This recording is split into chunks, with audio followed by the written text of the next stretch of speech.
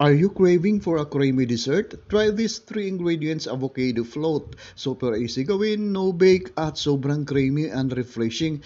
Perfect pang dessert anytime. Meron po akong 3 pirasong abukado na nahinog na bili ko sa palengke. Kahit season na ng abukado ngayon, napakamahal pa rin. Biyakin lang po natin ang 1 pirasong abukado at buti na lang maganda ang abukado na nabili ko. Minsan kasi swerte-swerte lang kung maganda ang abukado na nabibili natin. Tatanggalin natin ng buto ang abukado at dahan-dahan natin babalatan ang ating abukado ng ganito.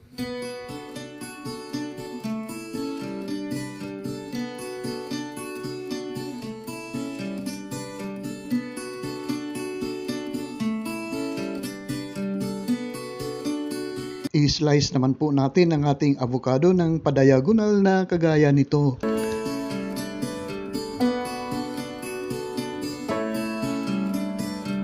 Biyakin din natin ng 1 pang piraso pero hindi na natin babalatan at kakayurin na lang natin ito at dudurugin lang ito ng pinong-pino.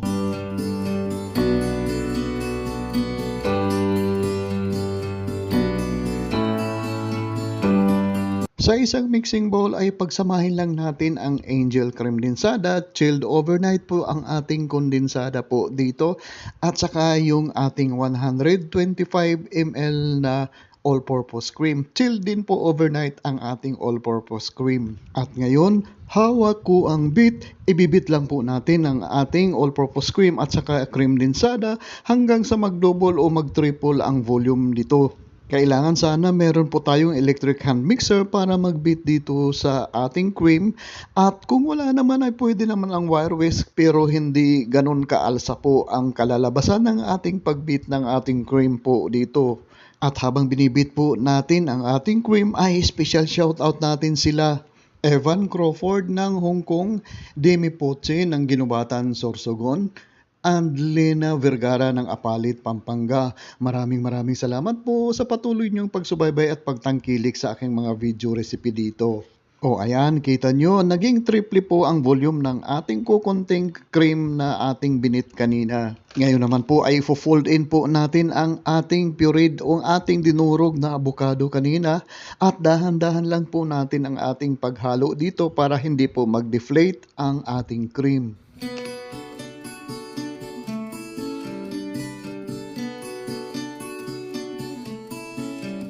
At para naman ma-enhance ang kulay ng ating cream dito ay magdagdag lang po tayo dito, magpatak lang tayo ng kunting patak ng green na food coloring dito at ituloy-tuloy lang po natin ang ating paghahalo hanggang sa maging pantay po ang kulay ng ating mixture. At guys, pakiclick naman po ang subscribe button sa baba at pati na rin ang notification bell para palagi po tayong updated sa mga susunod kong video uploads. Ngayon naman po ay kukuha lang po tayo ng konti at ilalagay po natin sa bottom ng ating pan po. Dito, spread lang po natin dito sa bottom ng ating ginamit na baking dish po dito. At isusunod naman po natin dito ang ating pag-assemble ng ating avocado float. Ang gamit ko po dito ay Marie Biscuits dahil marami po akong Marie Biscuits. Pwede rin naman ang Marie Biscuits kahit hindi Graham ang ating ginamit po dito. Sundan nyo lang po ang video dito kung paano ko po ina-assemble ang ating avocado float. Una ay maglalatag muna tayo ng Marie Biscuits sa bottom ng ating pan dito at pagkatapos i-cover lang po natin ito ng ating avocado cream at pagkatapos po ay magle-layer ulit tayo dito ng Marie Biscuits at maglalagay naman po tayo ng avocado slices bago po natin tabunan ng ating avocado cream po dito. Ituloy-tuloy lang po natin ang ganitong procedures. Panoorin nyo na lang po hanggang sa dulo at makikita nyo po kung paano ko po inassemble ang ating avocado float.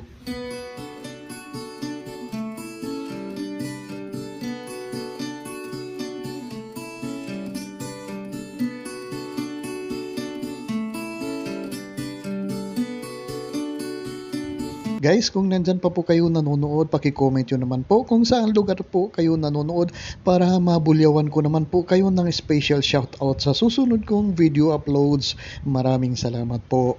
At kung meron po kayong mga comments or kung meron po kayong mga request na recipe, paki-post lang po sa comment section sa baba at sisikapin natin na tugunan ito.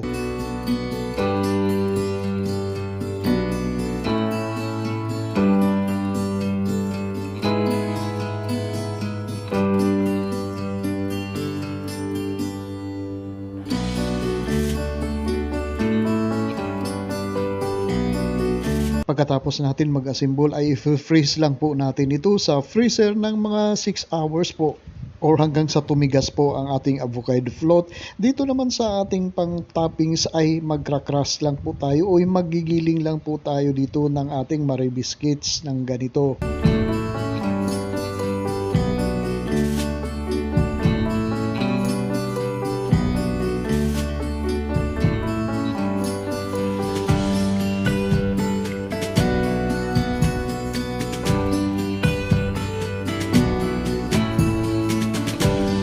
After 6 hours ay sigurado na po tayo na matigas na po ang ating avocado float dito.